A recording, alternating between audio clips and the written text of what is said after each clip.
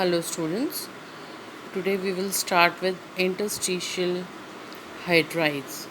See, these hydrides are formed by transition elements, okay, and rare earth metal.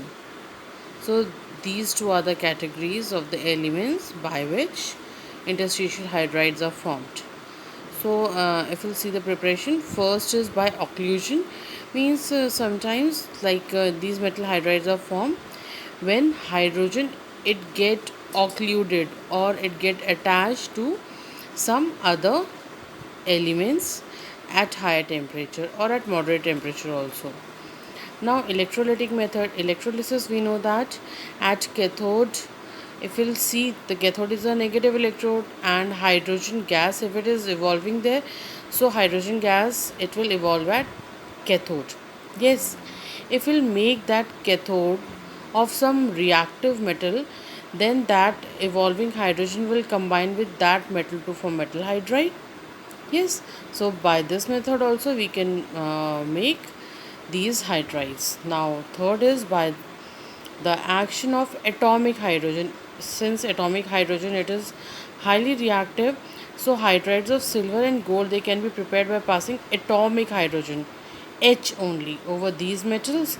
At room temperature only they will combine to form hydrides. Now see next, by heating with hydrogen, like uranium hydrides they can be prepared by heating the metal with hydrogen, and the temperature it is 250 to 300 degrees Celsius. If we'll heat uranium with hydrogen we will get uranium hydride.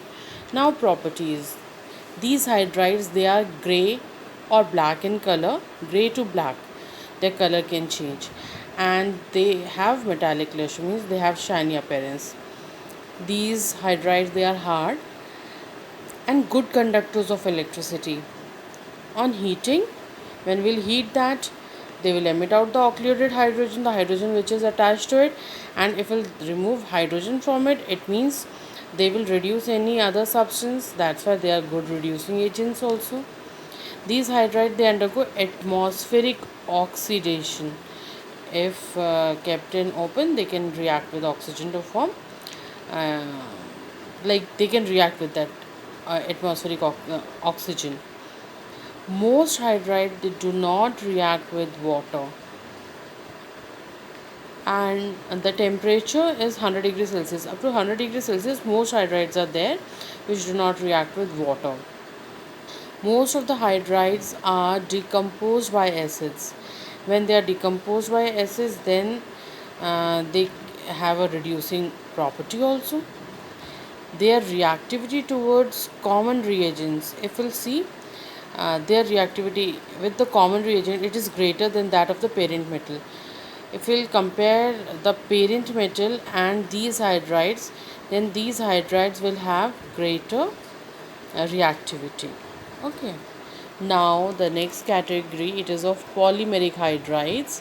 In these hydrides, hydride molecule are linked, or hydrogen molecule they are linked together in 2 or 3 dimensional dimensions, and these here, see, hydrogen bonds are formed. This is BeH2, this is also BeH2, and here this beryllium it also combines with hydrogen, and this bond it is called hydrogen bond. So these are combined with a form joined by a hydrogen bond. These are used as a source of hydrogen uses, I'm telling. Diborane, if you'll see, it is used as a high energy fuel and propellant also. So much amount of energy is there. And metallic hydrides like lithium aluminum hydride they are used as they are very good reducing agents. So these metal hydride they can be used as a reducing agent. So this was all about hydrides, and in our next video we will study about the properties of water. We'll take the topic water. Okay, thank you.